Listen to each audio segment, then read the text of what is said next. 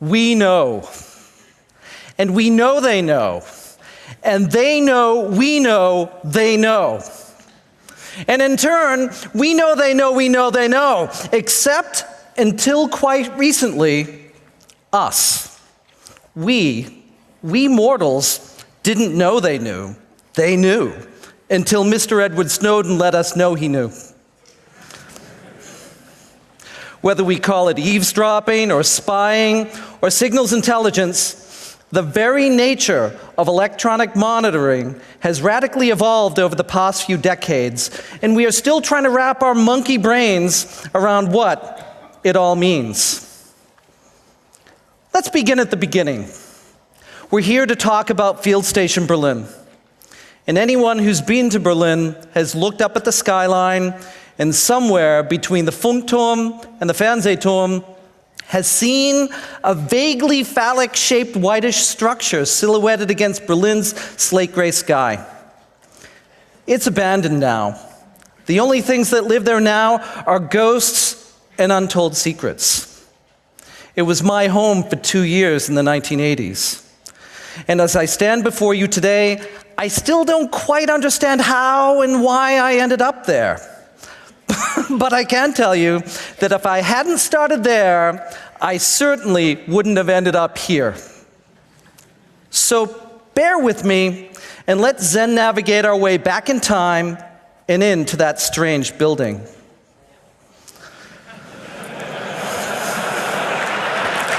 All right.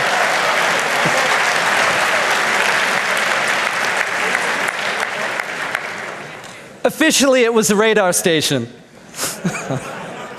But Berliners knew better. They called it the Große Ohr, big ear. I'm a lucky man. I now have the coolest job in the world. I get to travel around the planet as one of the few security experts in public relations, putting out fires, fixing people's problems, and launching and developing their companies. I'm a PR cypherpunk. There's really no career path for what I do, but if I had to start somewhere, it had to be my completely accidental, unplanned career as an intelligence officer working for the National Security Agency. And not just as any random analyst, but as a US Army signals intelligence analyst at Field Station Berlin at the height of the Cold War. I had never even planned on joining the Army. But Ronald Reagan had done an excellent job in destroying economic opportunity for all but the very rich. And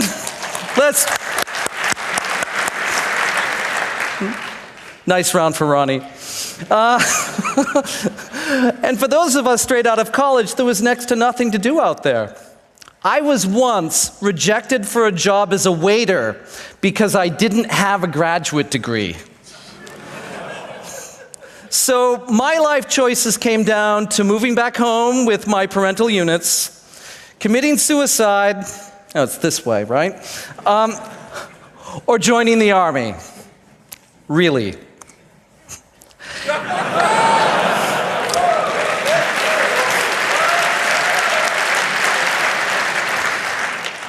And so that's how I found myself in a US Army uniform, studying Russian at the Defense Language Institute in Monterey, California. It's important to remember that the National Security Agency was and is primarily a military agency. You should look at it as a fifth branch of the US military. Its head has always been a 2- or 3-star general. And while its budget has always been several orders of magnitude greater than that of the CIA, it's always spent its money on equipment rather than people. Running a global intelligence network required a lot of cheap labor, and we soldiers, airmen and seamen, were the worker bees that collected and processed the pollen before sending it back to the mother hive at Fort Meade, Maryland. Thank God I don't have to look at that picture. So after learning the language du jour, would be shipped off to Goodfellow Air Force Base in San Angelo, Texas, where the only things to do besides learning the dark arts of cryptanalysis was the occasional armadillo race and the regular consumption of margaritas and nachos. Lots of tequila. So enough about me. Let me tell you a little bit more about me, because I found myself, after all of this, landing at Tegel Airport on a Pan Am jet in what was then West Berlin. You could tell from the flight in from Frankfurt that this was no ordinary place to be living. For once you hit the intra-German border, the plane dropped drastically to about 3,000 feet. And the flight attendants knew exactly when to scoop up the glassware, which was almost to the minute of when your ears exploded from the rapid drop in air pressure. The air transit agreements with the Soviets dated from the late 40s, so that's how they flew. Now, without exhuming all the white and bones of the Cold War, but just so we know what we're talking about, I was working on the second floor of that phallic-shaped top-secret intelligence facility located on a mountain of World War II rubble, which was the highest point in Berlin, which was in the middle of a forest in a city of 2 million people, surrounded by a concrete wall with guard towers and machine gun nests at regular intervals, which was in turn surrounded by 23 Soviet motorized rifle brigades and tank regiments, and not to mention a very large, very well-armed East German military, the NVA. There were 3 roads in, 3 air corridors out, and the duty train ran once a day. I was fresh out of college, had just graduated from an intelligence school of an army I never wanted to join, and I knew how to say "don't shoot, I know secrets" in several languages. So, welcome to Field Station Berlin. It's difficult to explain just how hard it is to even talk about working at such a place. In its day, Teufelsberg, the Devil's Hill, was one of the most secretive intelligence facilities in the entire world. The feds really put the fear of God into you about the penalties, the severe penalties that would result if you ever told stories out of school. This makes it difficult for me, even now, a quarter of a century later, to talk about my experiences. But you know what? The Cold War is long over, and I know a lot of you were born after the Soviet Union collapsed. But I feel on pretty safe ground talking about this for one good reason, and his name is Jim Hall. Meet Jim. Jim got to Field Station Berlin just a few months before I did. He too was an analyst. Now, Jim was a pretty friendly guy. He used to come up and pay me a visit and talk to the other analysts about what we were up to. And we'd go down and hang out with him in his section of Field Station Berlin, where he was busy tracking Soviet Spetsnaz units, you know, the special forces. And Jim was always good for a drink and a laugh. And a couple of years after I left, he was busted for espionage and treason. It turns out that Jim was found with a duffel bag full of cash in the trunk of a very nice Mercedes because Jim had been selling secrets to the Russians for a very long time. He went to jail for 30 years or so, and anything I could possibly tell you, he sold to the Soviets a long time ago. Because we knew, they knew that we knew, they know we knew.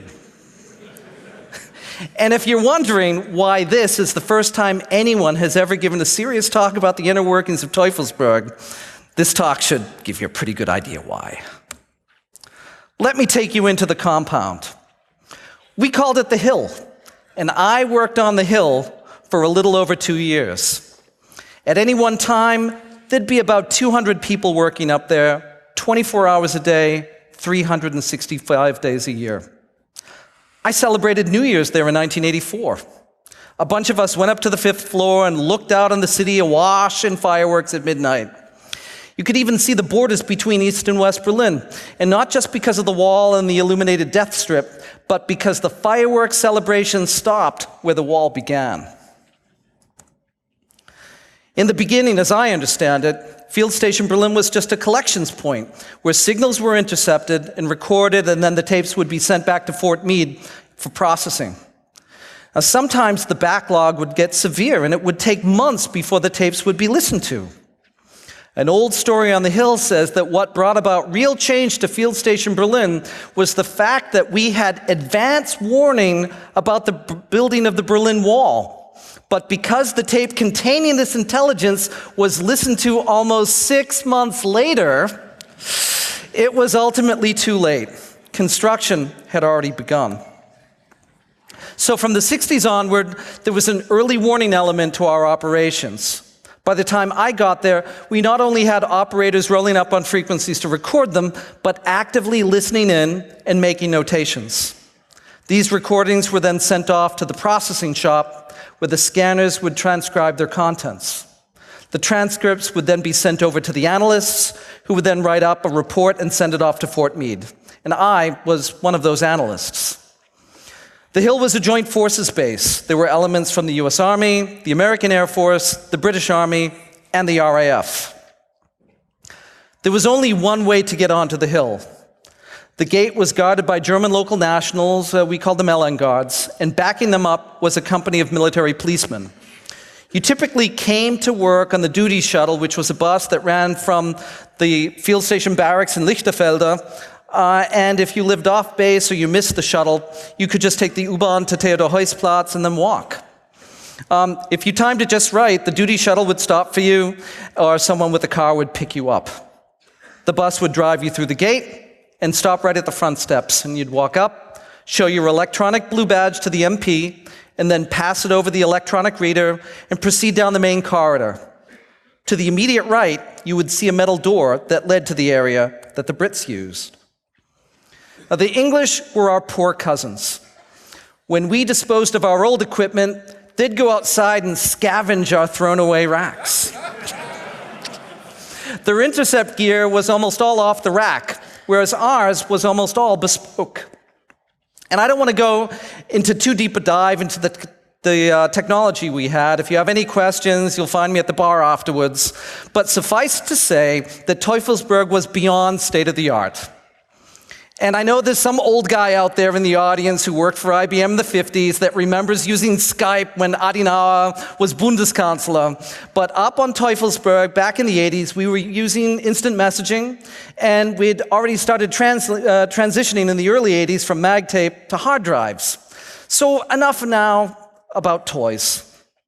Continuing our journey through the inside of Field Station Berlin, past the Brits area, going down the corridor on the left, was the paper shredding and pulping area known as JAWS.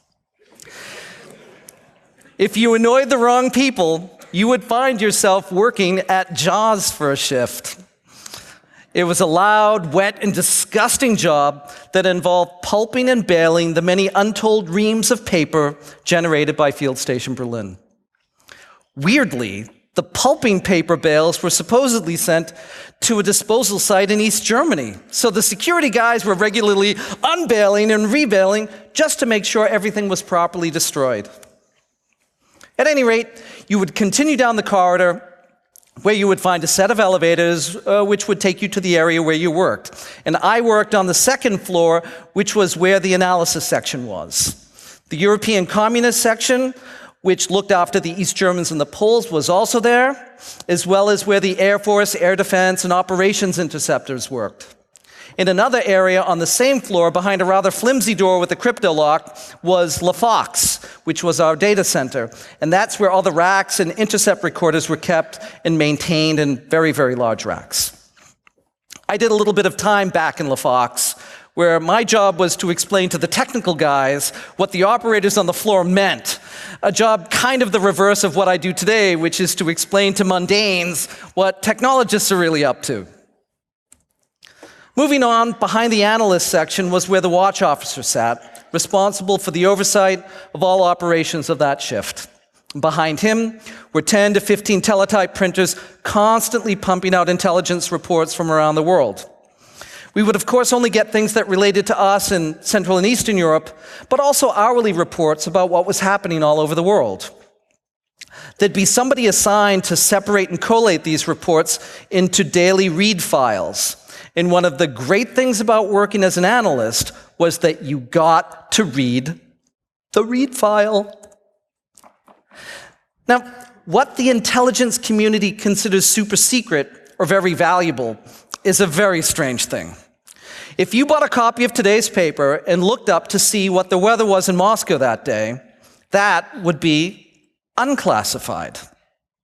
Now, if you brought that paper that same paper into Field Station Berlin as part of a report, it remains unclassified, but gains a classification because you know you are using it to bolster your information about the weather in Moscow.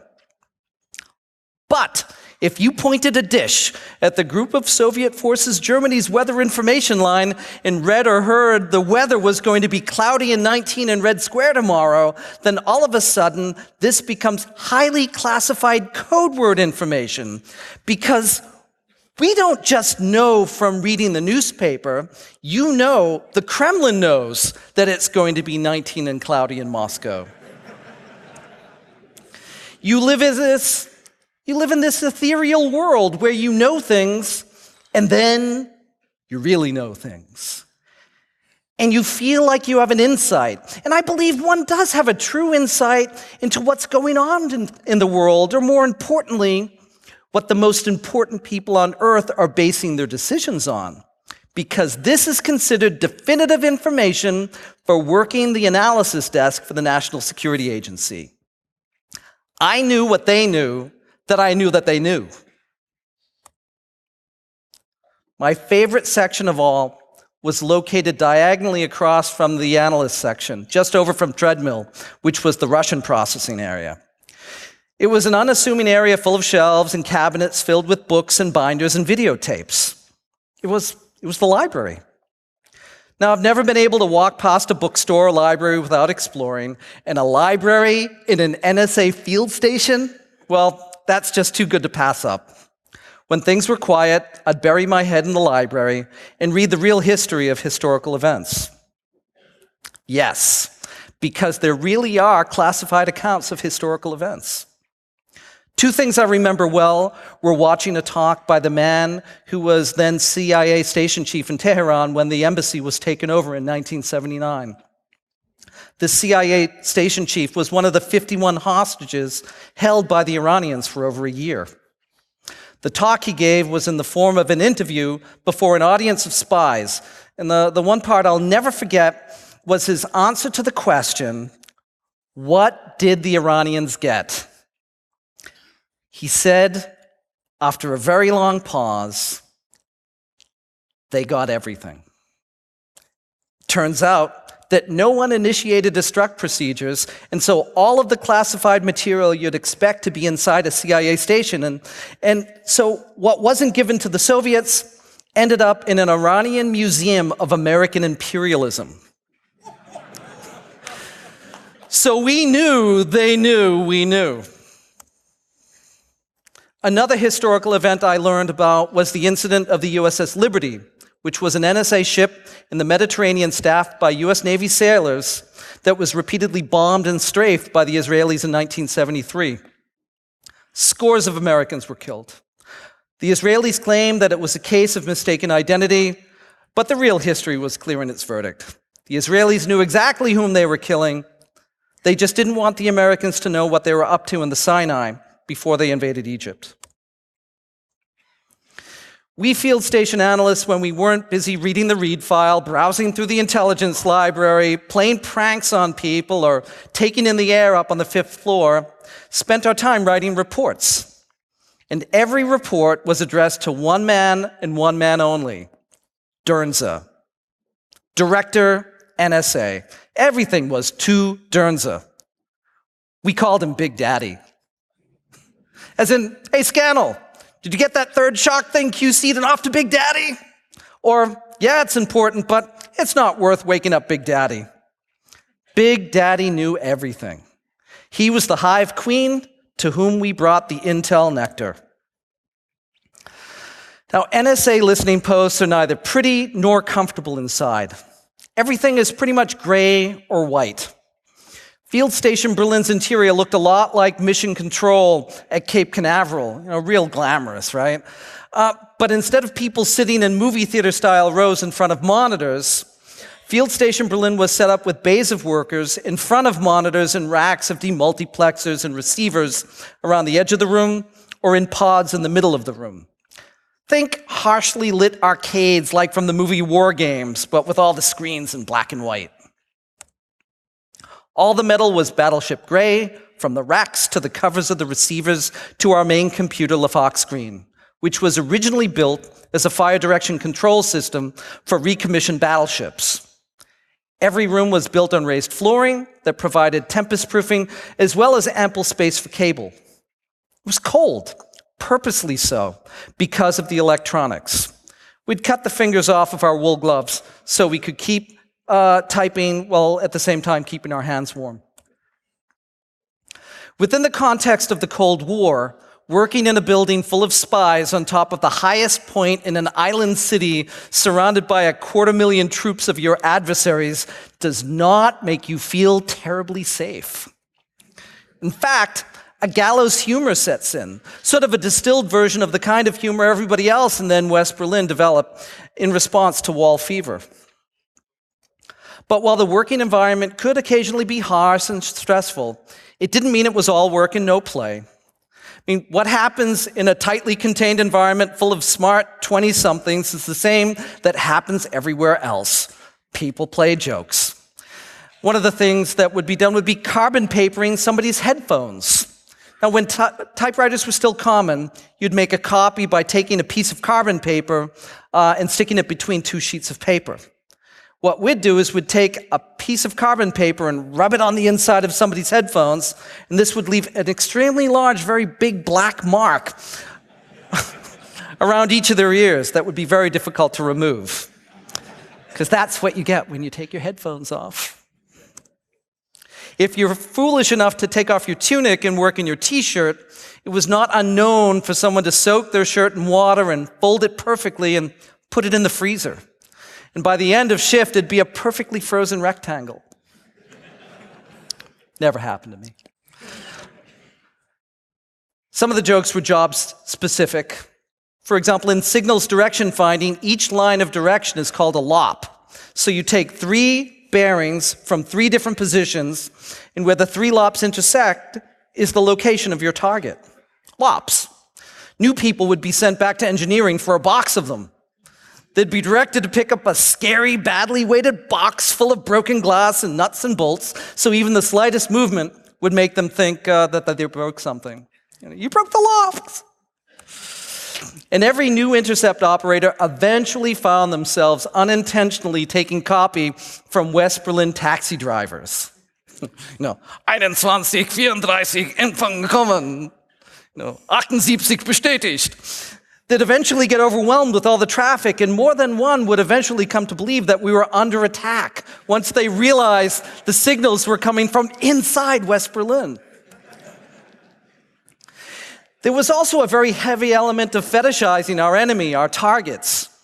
To brighten up the otherwise white and gray surroundings, the walls of workspaces would be typically decorated with Soviet flags, East German propaganda posters, and other bits of communist regalia. We'd intentionally speak like communist politicians, über den Frieden, Liebe der Bevölkerung der Deutschen Demokratischen Republik. We'd watch DDR Fernsehen. And I knew a couple of people who even dressed in their private lives in clothes they bought in stores in East Berlin. They get inside your head. There was an unofficial rule that if the German scanners, the people who wrote up the tape transcripts for the German section, when they were called into work an extra shift because of heightened activity, they would show up wearing Free German Youth uniform shirts. The local German guards at Field Station Berlin loved posting the new guys at the front gate when a dozen or so FDJlers would successfully enter the facility. True.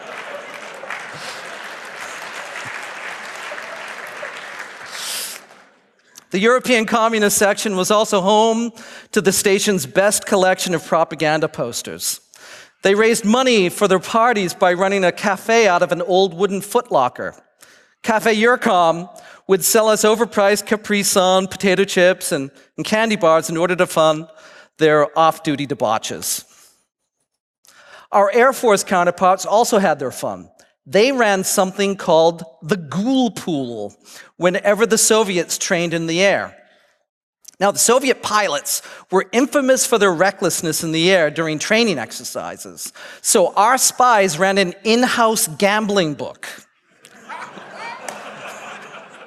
You placed bets for the ghoul pool, and to win, you had to name the type of aircraft involved in a crash and where it happened. I remember someone winning quite a bit of money when they successfully called the mid-air collision of two Hind B helicopters over the Teufelsberg permanent restricted area. Sometimes we German-speaking intel types would be called out to assist in training the infantry units from the Berlin Brigade. There was an urban warfare training center in Zehlendorf called Doughboy City, complete with S-Bahn and buildings and everything. We'd pretend to be punks. Well, some of us had to pretend less than others. To give the soldiers a good and proper hard time so they wouldn't react badly in an actual crisis. Now, one evening, we were sent into Doughboy City to pretend to be anarchist German house occupiers, Wohnungsbesitzer, Hausbesitzer. And the American soldiers were to evict us. Now, these soldiers did not know that we were also soldiers. Now, this made for a lot of fun in the beginning when we got to drop balloons full of urine on them and throw pieces of wood at their heads. But it became a lot less fun when the German riot police showed up. They were a secondary force called in because the American soldiers failed to evict us. I'm still not sure if the German cops didn't know it was an exercise, but they came in and beat the crap out of us. I personally received 3 stitches over my eyebrow from that. Let me tell you a little bit about the people I worked with.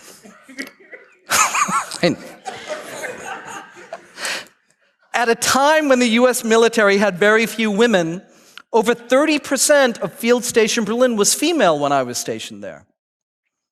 It was considered at the time that women had better natural faculties for foreign language learning, but at the same time, women were equally scattered throughout the chain of command.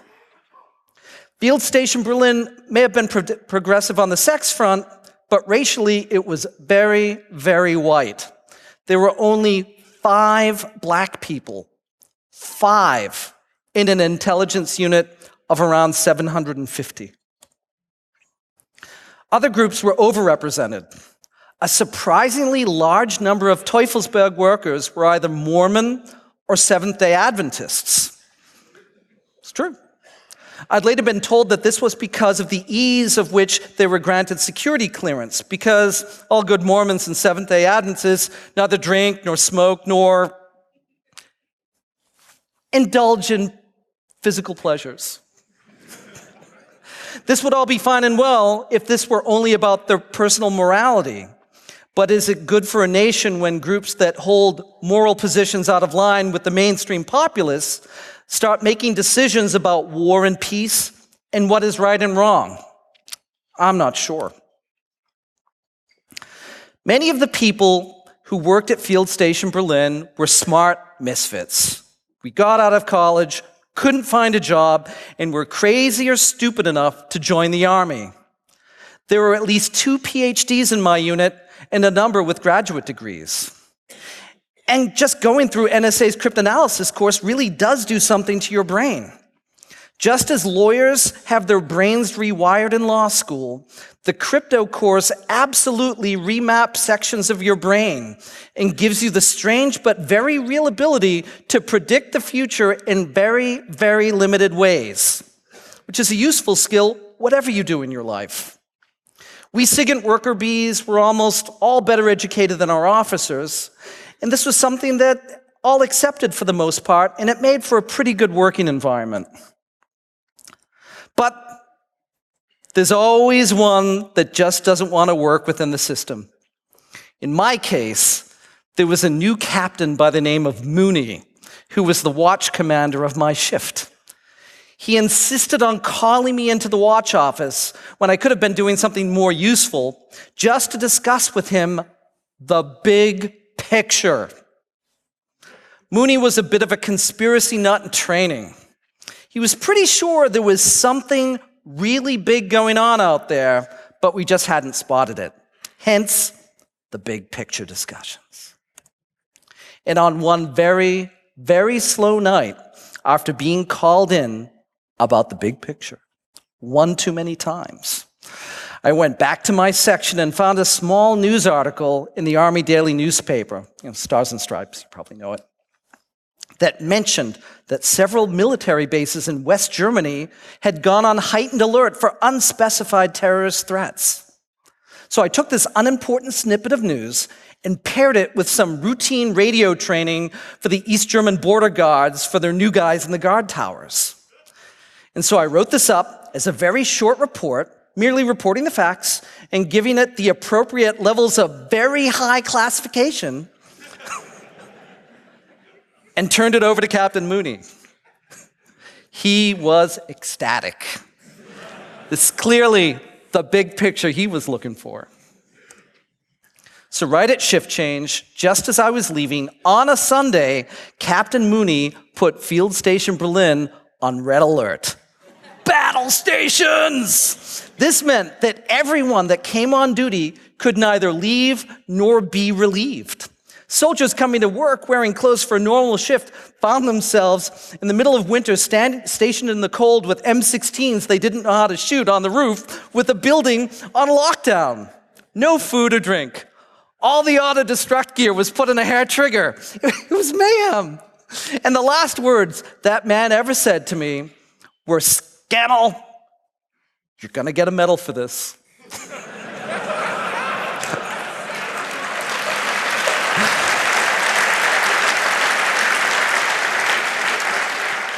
And I told him that the credit was all his. And I'd prefer to just have my name left off the report. He told me he'd never forget this day. And unfortunately, a lot of people never quite forgave me for that one, including all my commanding officers. We humans have the useful ability to look back in times of trouble and remember the funny, the amusing, the good times, but the world of Field Station Berlin could quickly turn deadly serious. One Sunday I came on watch and total chaos was going on in the analyst shop. Multiple alerts had been sent out from our stations around the world about a pending Soviet attack. Tactical nuclear weapons were on the move, and chemical units were gearing up for battle. We were all going to die.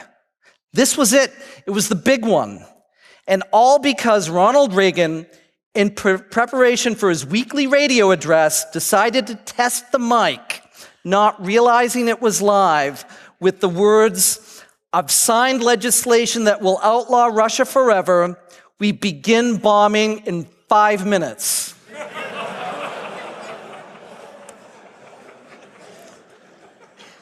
I don't think to this day anyone realizes how close we came to total nuclear destruction because of that ignorant man's actions.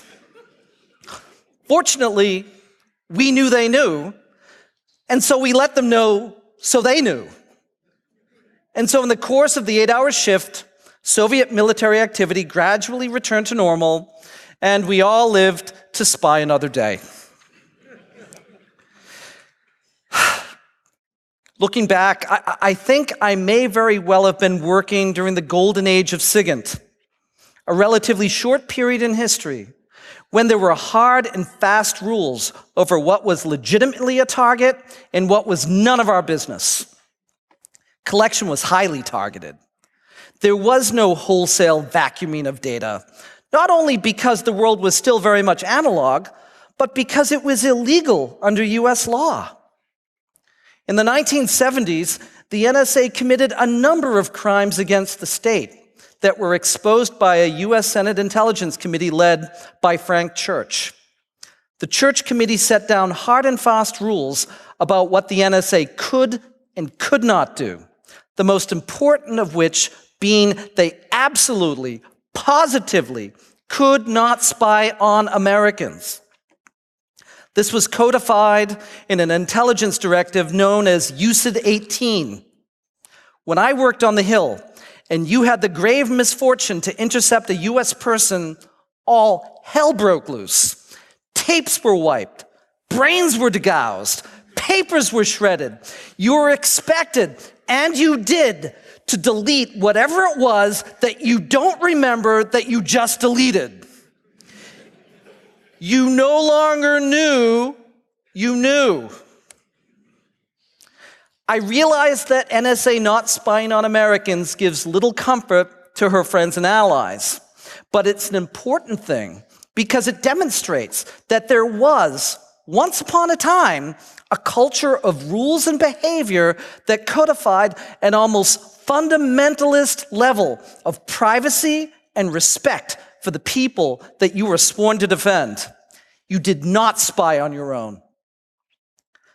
The power and might of the SIGINT community was so great and so powerful that even in the 1980s, it was self-evident that these powerful weapons should never, ever be pointed at one's own people. That's not to say that some spying isn't good. Knowing what your adversary is up to and how your adversary is thinking prevents war and minimizes poor judgment. Field Station Berlin's ability to intercept and analyze information quickly meant that the West could be more deliberate in their foreign policy. One such example was the day a high-level East German functionary based in Moscow called his mistress in East Berlin, telling her that he was so sorry, Schatzi, but he wouldn't be coming home this weekend because Konstantin Chernenko died, and he'd need to stick around in Moscow until the funeral, whenever that would be. Now, if there's ever been an example of loose lips sinking ships, the Soviets did not announce the death of their general secretary of the Communist Party for several weeks. Chernenko's death set off a massive power struggle inside the Soviet Central Committee, a fight that eventually resulted in the appointment of Mikhail Gorbachev as general secretary. But for 3 weeks, we knew, they knew, and they didn't know that. We were then able to keep calm and not overreact while the Soviets solved their own internal squabbles. Now that's targeting, being selective, smart spying. Yet the wholesale vacuuming up of everything, that serves only to confuse. We used to joke that if we wanted to destroy the KGB, all we had to do was empty all the contents of all of our intelligence facilities onto the front steps of their headquarters on Dzerzhinsky Square. They'd choke on the information. They'd then know everything, which would mean they'd know nothing. And we'd know that.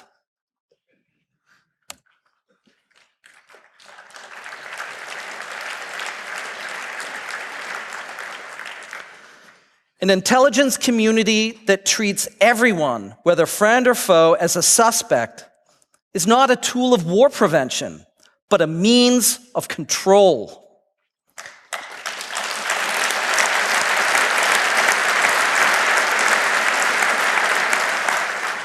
To collect everything on everyone is a totalitarian act.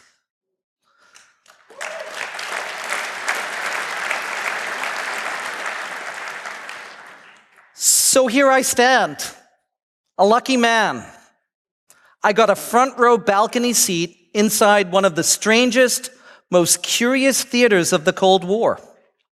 Field Station Berlin did a lot of good.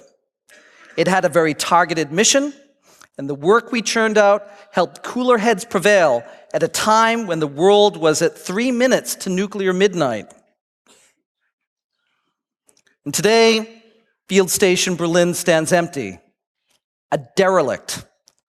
The big ear hears nothing but the wind.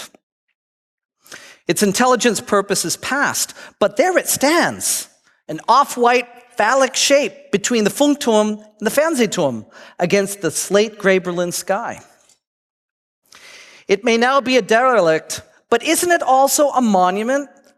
A monument to the good things that knowledge can provide? Hey, we didn't blow ourselves up. The Cold War never turned hot.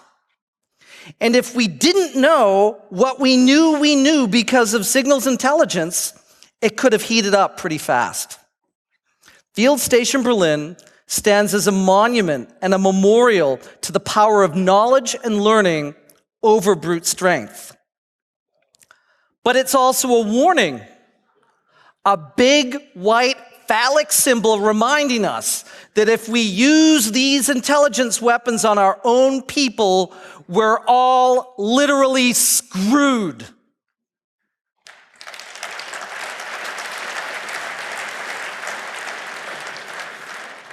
Let's save Teufelsberg. Let's preserve Field Station Berlin, at least the outside, as both a monument and a warning. German is such a descriptively specific language. The word is Mahnmal, a warning monument. Teufelsberg steht als Symbol für die Macht des Wissens und einen Krieg zu verhindern. Aber in einem modernen Kontext kann es eine andere Bedeutung haben. Heute gibt es keine große Radarschüssel, die sie ins Visier hat, keinen Klick oder Radarziel. Es passiert nicht mehr von der Spitze eines Hügels. Es ist in einem Rechenzentrum Ihrer Telefongesellschaft begraben versteckt oder in einer Netzwerkcloud oder Malware auf Ihrem Computer. Oder da. But we're still humans. We still are trying to wrap our monkey brains around what it all means. We still need the pictograph. So I ask you to preserve Field Station Berlin. We need to know that they know we know. Thank you.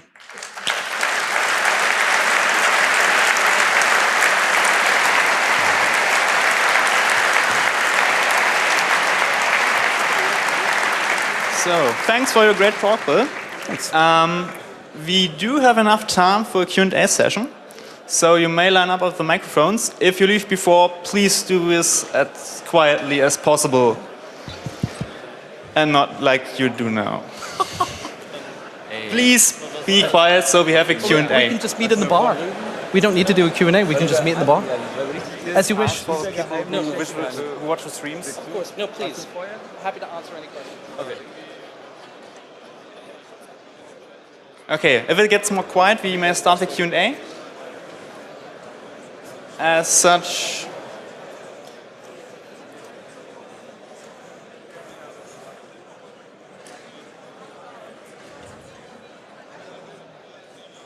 Kann ich das? Yeah. I have a question. No, not a question, a statement. I don't really trust you.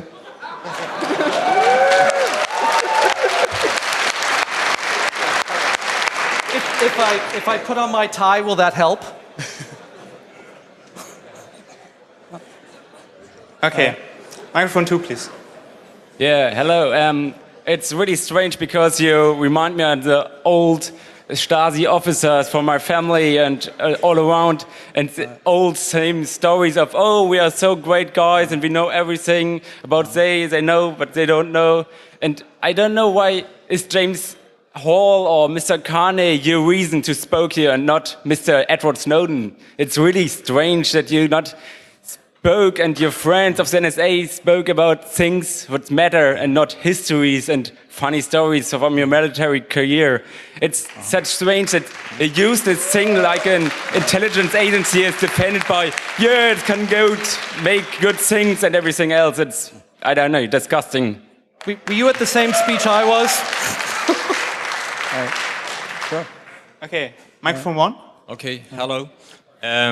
First I wondered whether it might be the wrong place for this talk, but later I realized that this talk really gave me an insight into how things work out within signal intelligence and how people think and how they reflect on their work. And the problem was I didn't got the impression that you reflected much about what you've done, because you told us in the last part of this talk that the world has been nearly into the hot the hot moment of the Cold War, and before you told us that you faked some kind of document for have some kind of impact to your paranoid officer, or I don't know.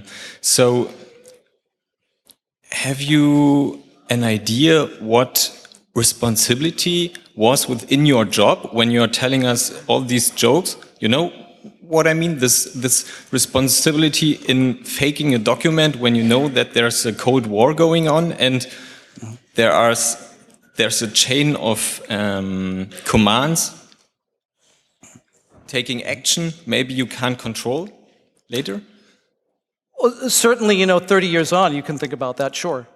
I think that you bring up an interesting point, which is that you have a group of people that can select documents and create pretty much whatever they want. I mean, we saw that with the build-up to the Iraq War, that it didn't matter what the intelligence showed because the then American vice president went and sent some of his cronies over to cherry-pick documents and create a series of facts that weren't facts at all. Sure. Microphone free. Yes, hi. Even before Snowden, the NSA was already spying on friendly governments. Have you guys ever discussed amongst your group what this actually means for democracy, or was this just daily business? I mean, first of all, it was 30 years ago. I don't think, well, I know that we weren't at all interested in spying on our friends because that's a waste of time. I think one of the great problems right now is that if you take in everything, you know nothing. So it's a colossal waste of time to be listening to, Chancellor Merkel's telephone, or yours, or mine. My point is maybe more specific. I mean, I understand you guys were all in your 20s. Sure. But did you have, in that area, when you worked there, did you have political discussions, or did you just do your job and don't think longer and deeper about what you're actually doing as the NSA? I think like a lot of things in life that there's sort of this mental break between who you are and what you do. And most of us, I'd say we're politically, to the center or the left, and didn't really think about this is some global thing that we're doing. If anything, we looked at it as, well, doing this is a lot better than people shooting at one another. And it was obviously a very, very different world at that time. I mean, it's strange to think now that people were absolutely terrified about this monolithic communist thing coming in to eat their grandmother's baked goods. But it was a great fear. Nuclear war was a great fear. So being in a position where you're gathering information, and in good faith, I think to your point, the other thing is that things hadn't been politicized, that there really was a series of pretty hard and fast rules, and people weren't thinking about politicizing the work that they did. So you thought you were doing the good thing, basically? Sure, I think so, sure, absolutely. Okay. Microphone 4, please. Thank you for your talk. I don't know. I have a problem with your claim that Teufelsberg is a symbol for the good sides of surveillance, because this is the surveillance you describe is made for a world where you can differentiate between your friend and your enemy. And it's a bit difficult to listen to your talk, because from the American perspective today, everybody who's not American is an enemy. Well, actually, anyone who's also American is an enemy. That's also the problem. American citizens themselves. So, sure. So your emphasis is on we can't spy on our own people, but we are all being spied on by the American government. And the second thing I wanted to say is I find it quite. I was happy to hear your talk, because it's quite scary to see that 20-something myself, the 20-something-year-olds are in charge of such powerful weapons, and they are today as well. Sure. So thank you for this insight. No, sure. You're welcome. Two things. One, I think the important part about not spying on your own people, and that there were, in fact, very hard and fast guidelines back then, is relevant to today, because we need to figure out a way, we being all of us, need to figure out a way that we can not point these things at us and at the same time, hold on, and at the same time accept that you need to be looking for bad guys at some level, but treating everyone as a criminal is absurd. I mean, if there's a crime scene, you put a piece of tape around it and you look at it. What's happening now is that NSA is treating the entire planet as a crime scene and wrapping the whole planet in police line do not cross tape, which makes absolutely no sense. Okay, microphone 2. Yeah, so I also found the talk very interesting, and my question goes along the lines of this last question. Like, even during this answer, you kept talking about us, we have to decide this thing, and it's okay to listen to them. And I will ask, who is us and who is them? That's a fine question.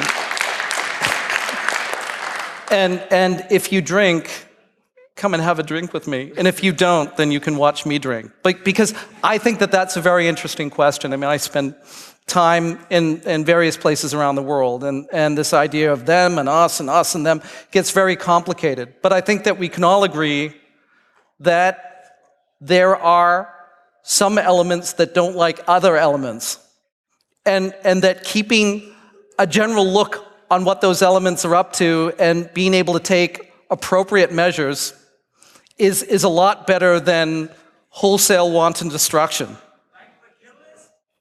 It's horrible. I'm not here to defend this. Did you listen to my speech?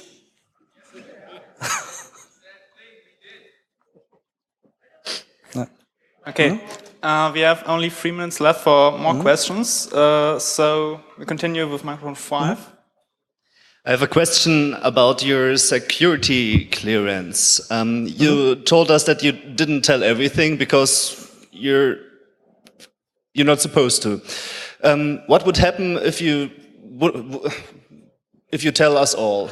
Would they arrest you tonight or kill you tonight? Or what happens to someone telling the stuff? Telling 30-year-old stuff, I have no idea. I mean, I feel on perfectly safe ground talking about everything I've talked about tonight. I mean the things you didn't tell. So the security level you were working on. You mean about the aliens? No, I mean there are people working in jobs like you did today. If they would go out and tell us, what would happen? Would they survive? Well, I believe one guy is currently living somewhere outside of Moscow with his girlfriend.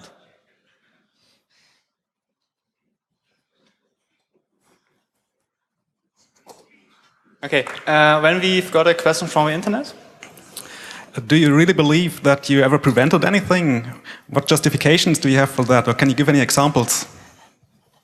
Well, I think that the example of finding out that the leader of our adversary had died and there was an internal power struggle going on that they didn't want us to know, it certainly helped all of the Western countries keep a cool head, because at the time, people, when a politician said something, then the other side reacted to it. I mean, you saw with Reagan saying something completely evil into a microphone he didn't realize was live, caused a massive overreaction. But because we saw the massive overreaction, we were able to at least engage in discussions. If we didn't know that they knew that we knew, then we wouldn't be able to have that kind of a conversation. If you don't know what's going on behind the scenes, it's difficult to take a measured response or to remain cool-headed when things get heated up. So I think that intelligence in general does a lot of good in keeping the peace. Sure. Okay, we've got only time for one more question, so if you don't get your question asked, meet Bill later at the bar. Microphone 6, please. Hi, I think no single individual in the room and the hall is a bit confusing, but I'm trying to compensate. About the toys, did you use VAX systems from digital... God, the audio is confusing. Yeah. I was an analyst. I wasn't involved in running the technology. I mean, I couldn't tell you what flavor of a lot of things were. Okay. I mean, it's true answer. Okay, thank you, Bill. Thank you. Please give him another warm round of applause. Thank you. Thank you.